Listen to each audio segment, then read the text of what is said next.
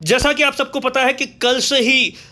जो पन्नानियों का तला है वहां पर धर्मपुरी जी महाराज की प्राण प्रतिष्ठा का महोत्सव शुरू हुआ था और कल रात को एक बहुत बड़ी भजन संध्या चल रही थी जहां पर हजारों की तादाद में लोग जुटे थे।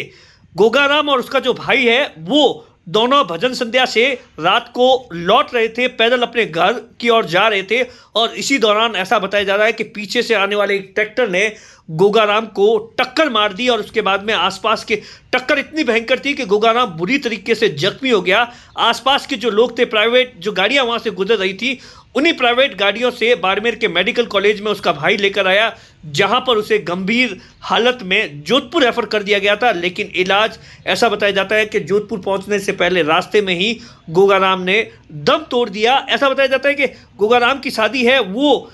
3 साल पहले हुई है और एक बच्चा है और 5 भाई है। 5 भाइयों में गोगाराम सबसे बड़ा है और जैसे ही ये खबर ऐसा बताया जाता है उसके घर पर पहुंची तो आज सुबह से ही, रात से ही रो रो कर बुरा हाल है। दरअसल जो जानकारी निकल कर आई उसमें ये बताया गया गोगाराम और उसका भाई जो कि प्राण प्रतिष्ठा महोत्सव में जागरण जो भजन संध्या चल रही थी उसे सुनने के लिए गए थे और ख़त्म होने के बाद में वापस पैदल अपने गांव की तरफ लौट रहे थे और इसी दौरान ये जो है सड़क हादसा हो गया। पुलिस ने इस पूरे मामले को लेकर ऐसा बताया है कि खारवालों का गांव निवासी जो गोगाराम है पुत्र मूलाराम और उसका जो भाई है, दोनों वो पन्नानियों का तला प्राण प्रतिष्ठा महोत्सव में भजन संध्या में भाग लेने के लिए गए हुए थे। भजन संध्या खत्म होने के बाद में रात को वापस अपने गांव की तरफ लौट रहे थे और इसी दौरान पीछे से आ रहे ट्रैक्टर ने गोगाराम को एक टक्कर मार दी और टक्कर में वो बुरी तरीके से जख्मी हो गया। जख्मी होने के बाद में ऐसा बताया जाता है कि डिस्ट्रिक्ट हॉस्पिटल जहां पर डॉक्टरों ने उसे प्राथमिक उपचार करने के बाद में, क्योंकि उसकी स्थिति इतनी खतरनाक थी कि उसे तुरंत जो यहाँ के हॉस्पिटल के जो डॉक्टर थे उन्होंने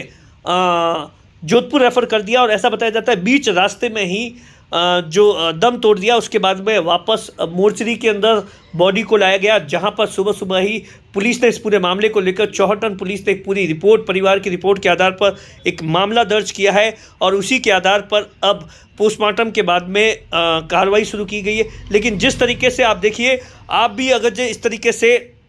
रात के समय में जा रहे हैं कहीं पर भी ग्रामीण इलाकों में, ख़ास तौर से जहां पर बहुत सारे प्रोग्राम्स होते हैं, तो आप सबको भी सावधानी बरतने की ज़रूरत है ताकि आप मोबाइल की टॉर्च जलाकर साथ में चले ताकि आने जाने वाले को पता चले। क्योंकि इस तरीके से, जिस तरीके से जो गोगाराम है उसका जो परिवार है उसे शायद ये पता नहीं था कि इस तरीके का इतना बड़ा हादसा हो सकता है। किस तरीके से वो भजन संध्या में लौट रहे थे और उसके बाद में पूरा परिवार है और पूरे परिवार के साथ समाज का है रो रो कर बुरा हाल है।